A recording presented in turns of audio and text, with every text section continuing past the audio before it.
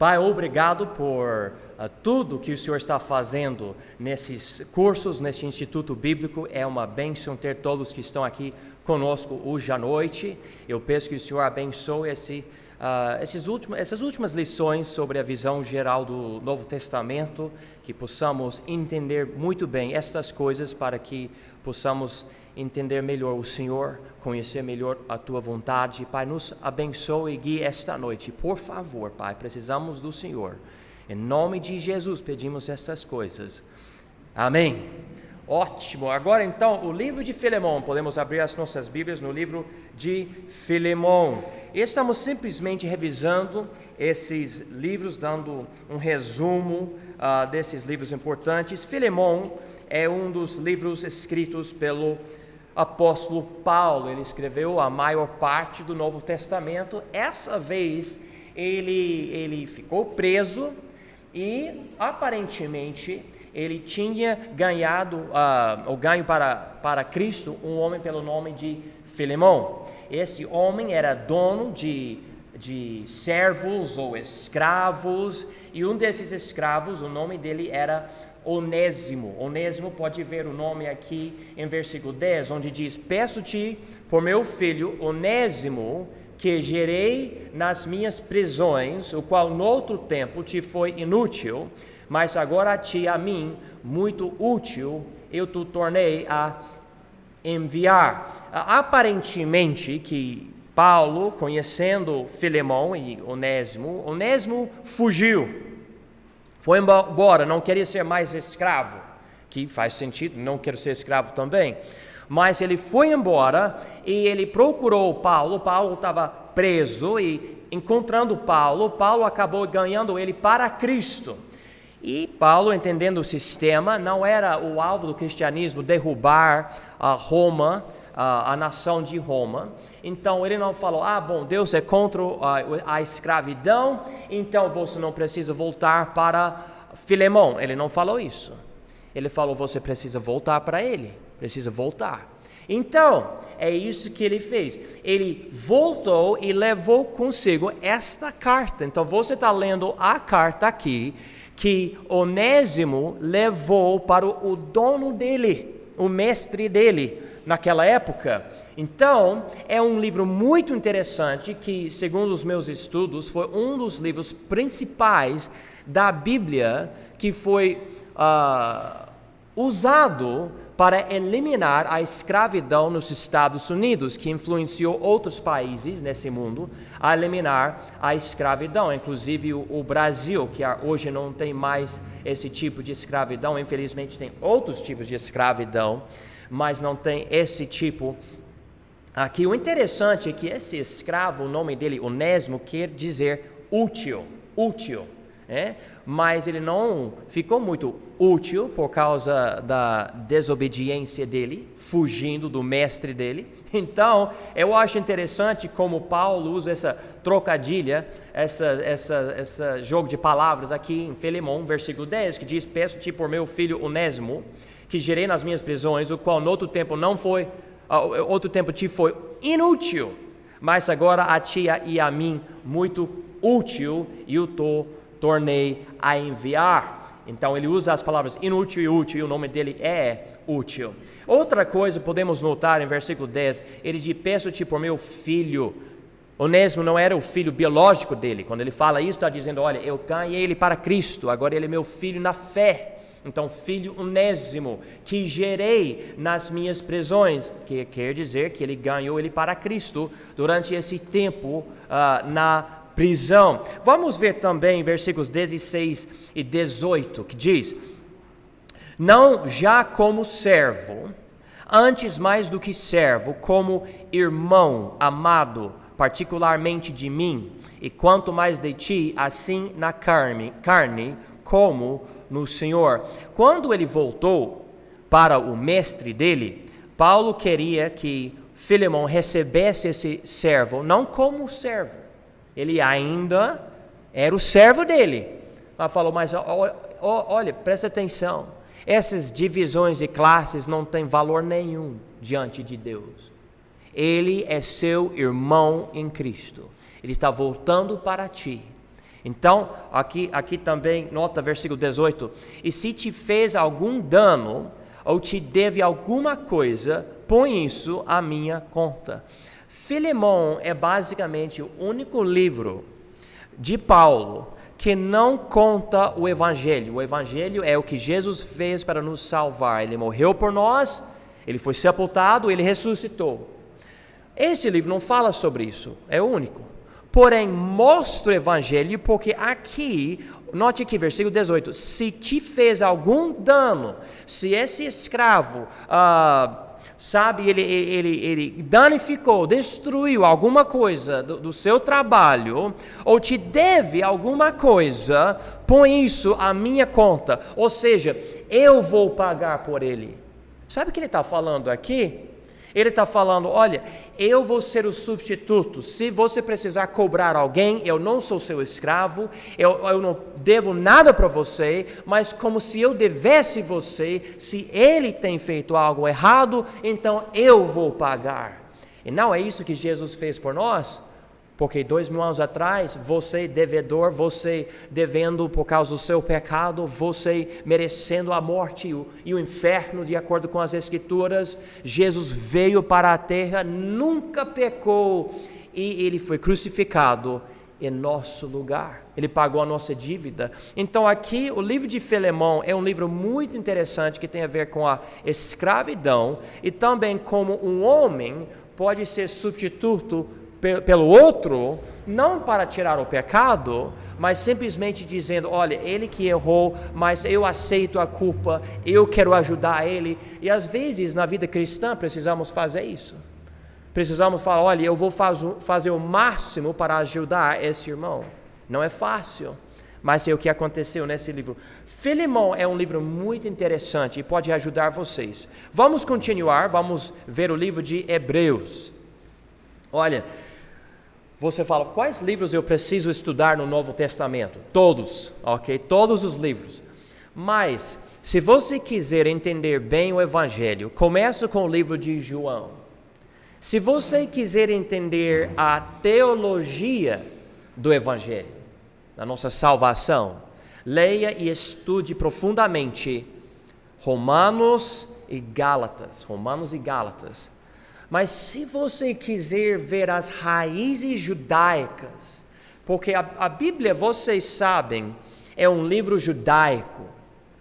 Talvez haja um homem só da Bíblia inteira que escreveu parte das Escrituras que não era judeu. Talvez um.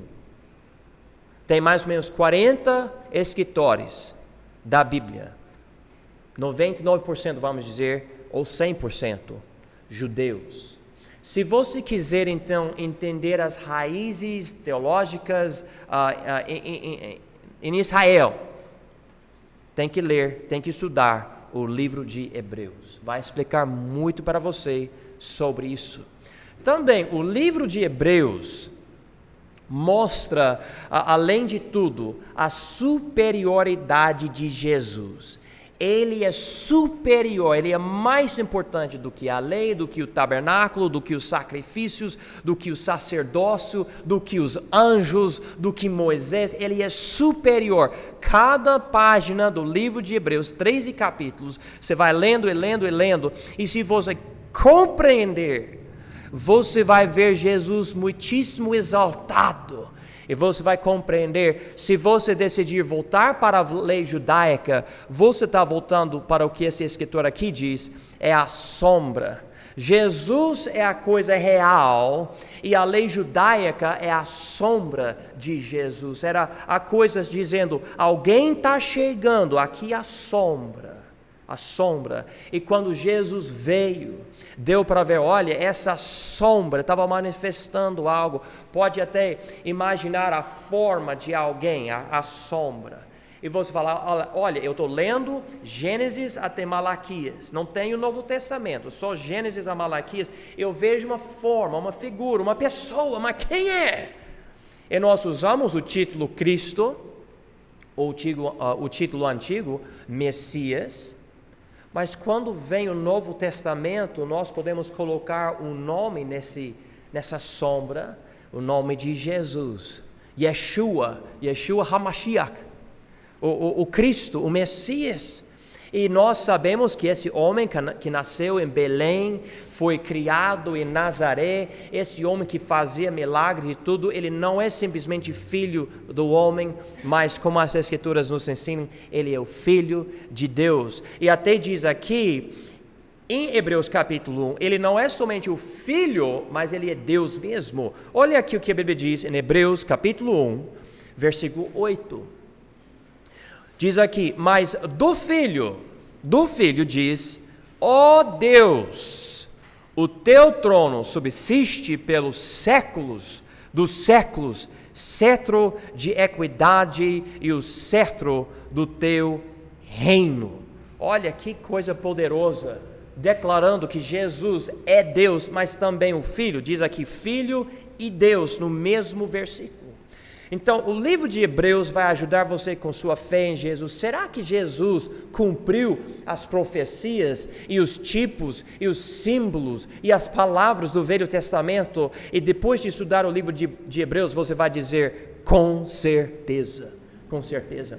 A outra coisa, o livro de Hebreus dá vários avisos. Por exemplo, em Hebreus capítulo 2, versículo 1, note aqui, diz, portanto, convém-nos atentar com mais diligência para as coisas que já temos ouvido, para que em tempo algum nos desviemos delas. Porque se a palavra falada pelos anjos permaneceu firme, e toda transgressão e desobediência recebeu a justa retribuição, como escaparemos nós se não atentarmos para uma tão grande salvação, a qual, começando a ser anunciada pelo Senhor, foi-nos depois confirmada pelos que a ouviram, testificando também Deus com eles, por sinais e milagres e várias maravilhas e dons do Espírito Santo, distribuídos por sua vontade. Você vai notar nessa profecia aqui, junto com várias outras profecias, esses avisos no livro de Hebreus, o seguinte: não é para você se enganar. Você deve fazer o máximo para ter certeza que você tem Jesus e que Jesus tem você, que você é salvo. Você nota no livro de Hebreus uma grande preocupação no escritor. Ninguém nem sabe quem escreveu o livro de Hebreus. Ninguém sabe. Talvez fosse minha esposa. Não foi ela, não. Mas alguém escreveu esse livro. Inspirado por Deus, segundo Timóteo capítulo 3, versículo 16. Mas nós notamos uma preocupação. Ele estava vendo pessoas na igreja que estavam ouvindo coisas, e aparentemente naquela época, muita perseguição, eram crentes, vamos dizer entre aspas, que estavam na igreja, mas tinham raízes judaicas, e muita perseguição, e algumas pessoas entre esse grupo estavam pensando, será que Jesus é o Salvador mesmo? Será? E com essas dúvidas, algumas pessoas começaram a parar a servir a Cristo e parar de frequentar os cultos e parar de ser então fiéis, e essas pessoas começaram a sumir. E o escritor está dizendo aqui, se você negligenciar a salvação em Jesus, de onde vai vir a salvação para você? E nós notamos no livro de Hebreus, não há outro cordeiro, não há outra porta, não há outro salvador, não há outra pessoa em quem você pode ter a salvação. O livro de Hebreus é um livro muito bom. Eu estudei esse livro na faculdade e eu gostei muito. Eu recomendo muito um estudo do livro de Hebreus. Se você quiser ajudar a sua fé, vai para Hebreus capítulo 11. Hebreus 11 é o corredor da fé, tem vários exemplos da fé, e começa com uma descrição da fé. Diz aqui, ora, a fé, versículo 1, é o firme fundamento das coisas que se esperam e a prova das coisas que não se veem. É interessante como a fé dentro de alguém é uma evidência das coisas invisíveis. A fé pode demonstrar para os outros que Deus existe, porque se você tiver fé, Deus vai agir através daquela fé e outras pessoas vão falar, mas como que isso aconteceu na sua vida? E você vai falar, porque Deus operou na minha vida. Então a minha fé manifesta para os outros a existência de Deus. E eu gosto de estudar ciência e provar para os cientistas ateus e os evolucionistas, etc., que o Deus da Bíblia é real, ele existe e tudo, mas na verdade a coisa mais poderosa é minha fé. Quando, por exemplo, eu estou seguindo a vontade de Deus, preciso da ajuda dele, pela fé eu peço em oração a ajuda dele, ele faz algo especial, dando um milagre mesmo, algo, eu precisava de algo para cumprir a vontade dele, ele fez esse milagre. E pode ler o livro de Hebreus capítulo 1, 11, e você pode ler sobre Abel, e sobre Enoque, e sobre Noé, sobre Abraão, sobre a esposa de Abraão, sobre Jacó e Moisés e outras pessoas que aceitaram qualquer perseguição para ver a mão de Deus nas suas vidas. Olha aqui o que a Bíblia diz, Hebreus 11, versículo 33. Diz aqui, os quais, pela fé, venceram reinos, praticaram a justiça, alcançaram promessas, fecharam as bocas dos leões, apagaram a força do fogo, escaparam do fio da espada, da fraqueza tiraram forças, na batalha se esforçaram, puseram em fuga os exércitos dos estranhos, as mulheres receberam pela ressurreição os seus mortos, uns foram torturados, não aceitando o seu livramento, para alcançar uma melhor ressurreição, e outros experimentaram escárnios e açoites e até cadeias e prisões, foram apedrejados, cerrados, tentados, mortos ao fio da espada, andaram vestidos de peles de ovelhas e de cabras, desamparados, aflitos e maltratados, dos quais, note aqui versículo 38 porque é chave, dos quais o mundo não era digno, errantes pelos desertos e montes e pelas covas e cavernas da terra, e todos estes, tendo tido testemunho pela fé, não alcançaram a promessa, provendo Deus alguma coisa melhor a nosso respeito, para que eles, sem nós, não fossem aperfeiçoados. Esses homens de Deus do Velho Testamento estavam esperando o que nós temos hoje no Espírito Santo e na igreja, e eles não alcançaram isso, mas nós já temos. Nós temos um dos mistérios, a Bíblia diz, que é a presença de Cristo dentro de nós. Se você é salvo, se você não é salvo, você não tem esse mistério, você não tem. É necessário cada pessoa no planeta, em um momento de coração, receber Jesus. Se você nunca tem feito isso, você precisa receber Jesus para ser salvo. Mas ele fala sobre isso, sobre essas coisas no livro de Hebreus. Vamos continuar. Próximo livro, livro de Tiago. Tiago, esse era um dos meus irmãos de Jesus. Jesus tinha irmãos, não através de José, mas através de Maria, porque Jesus não tinha José como o pai dele. O pai de Jesus era quem? Deus, ele é o filho de Deus. E esse irmão, ele não recebeu Jesus como o salvador dele até depois da ressurreição de Jesus.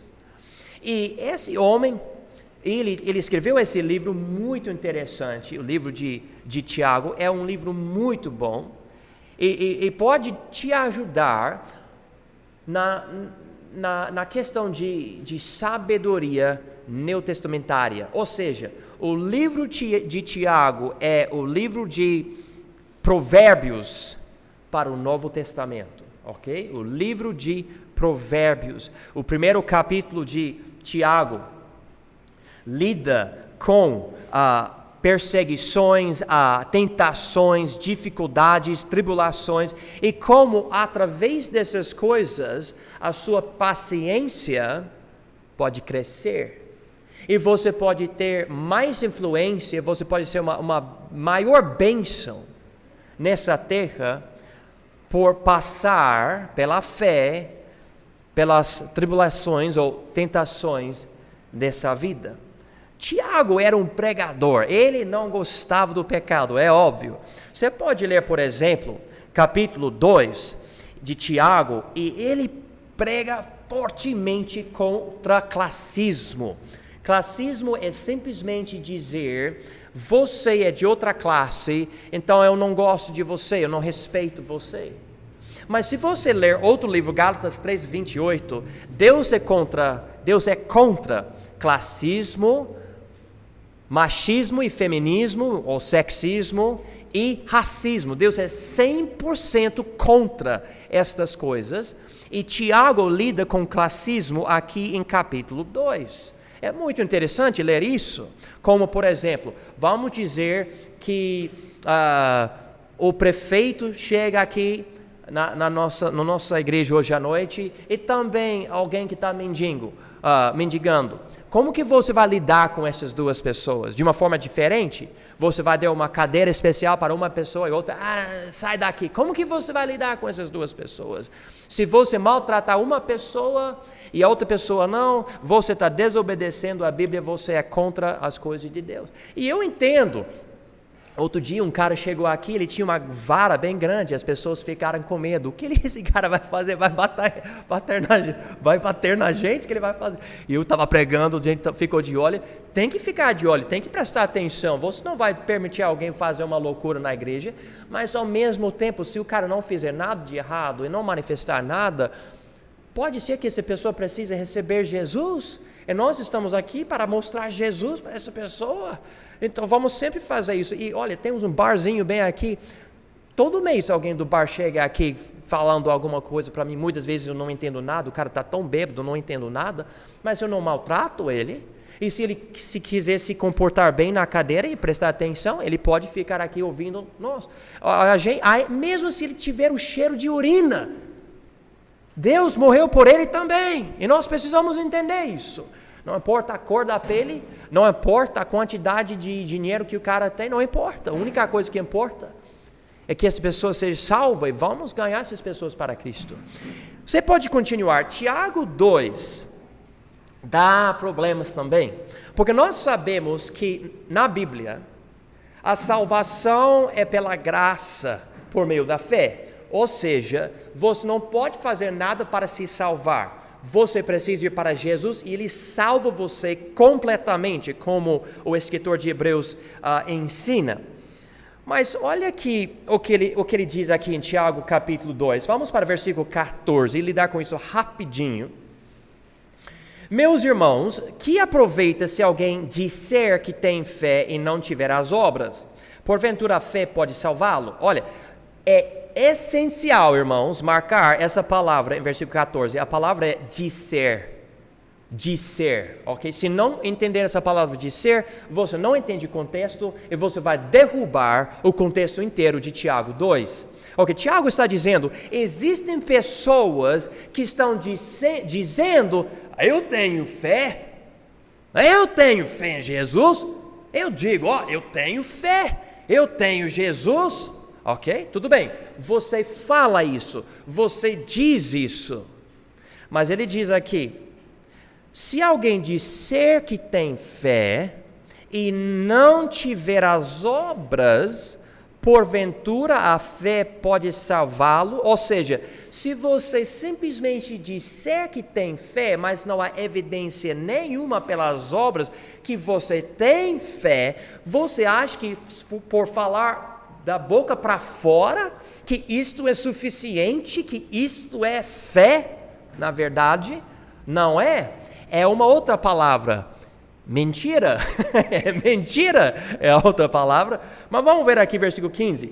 E se o irmão ou a irmã estiverem nus e tiverem falta de mantimento cotidiano, e algum de vós lhes disser, ide em paz, aquentai-vos e fartai-vos, e não lhes derdes as coisas necessárias para o corpo, que proveito virá daí? Imagina, você está morrendo de fome, e eu digo, Deus abençoe, Você acha que isso vai ajudar? Não adianta, não ajuda ninguém.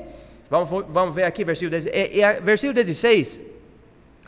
É um exemplo paralelo, mas vamos continuar. Versículo 17. Assim também a fé, se não tiver as obras, é morta em si mesma. Precisamos explicar algo tão importante aqui.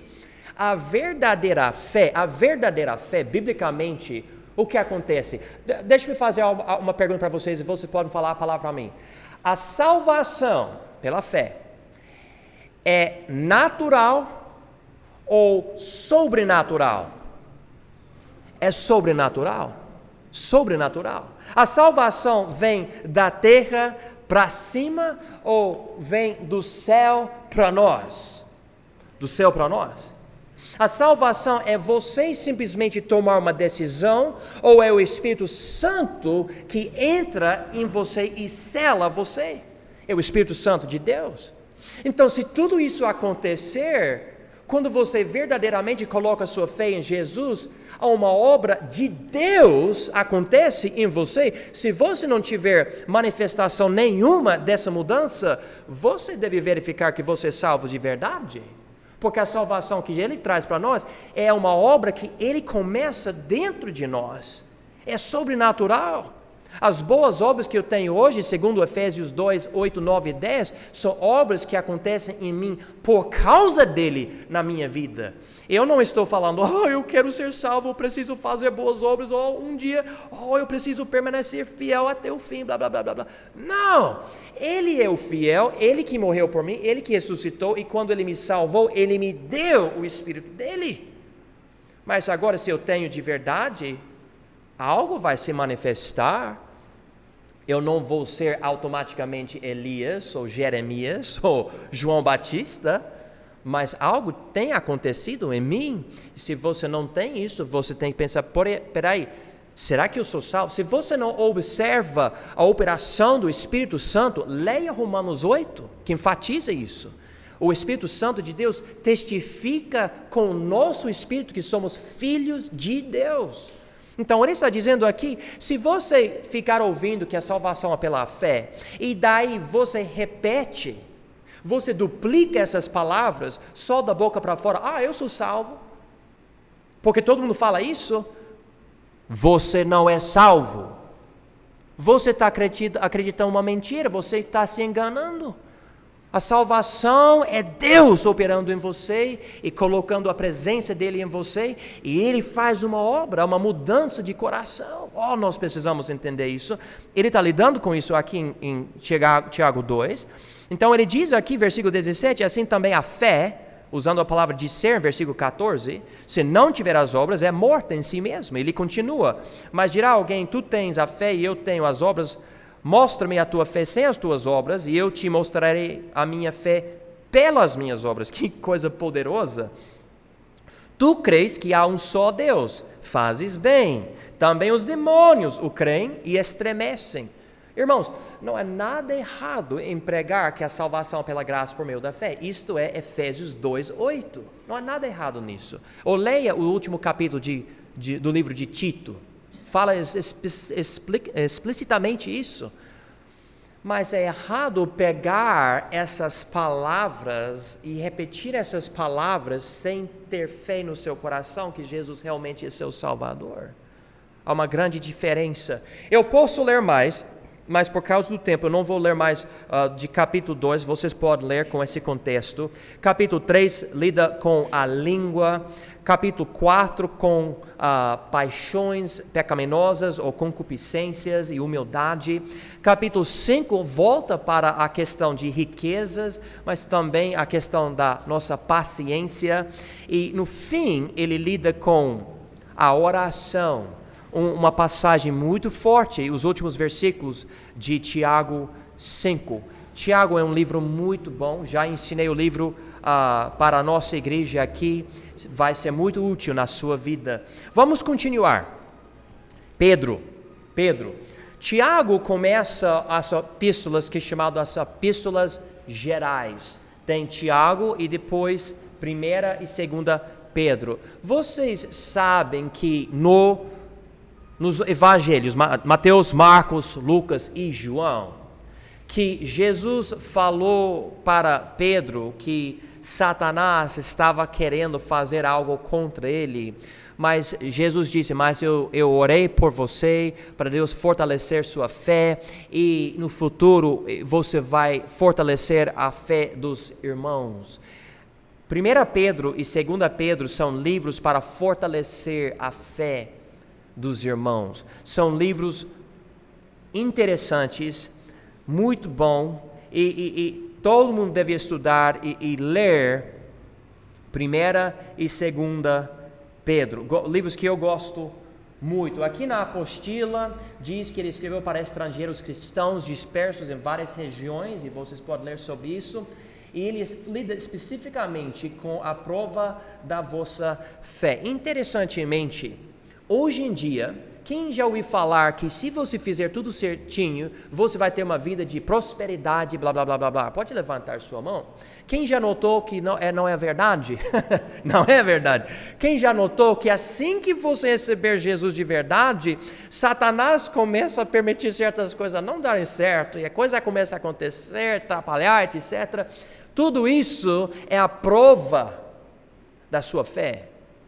Deus vai demonstrar que você tem fé nele de verdade. Essa fé cria paciência em nós.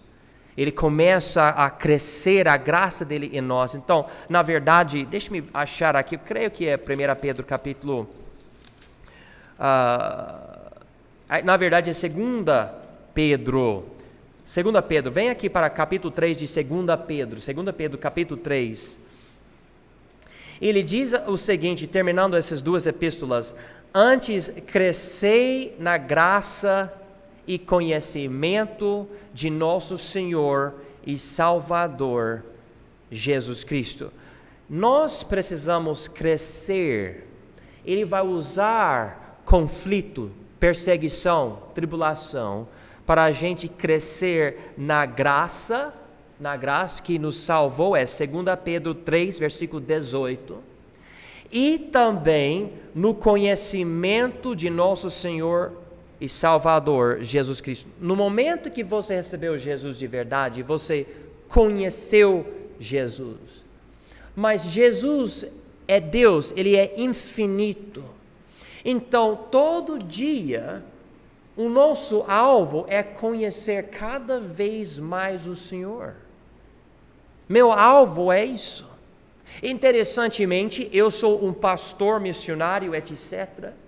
E eu estou agora ajudando outras pessoas. Alguém pode ter a ideia, esse cara, ele já chegou a um certo nível de conhecimento, já entende de tudo, agora é só ensinar. Mas não é isso.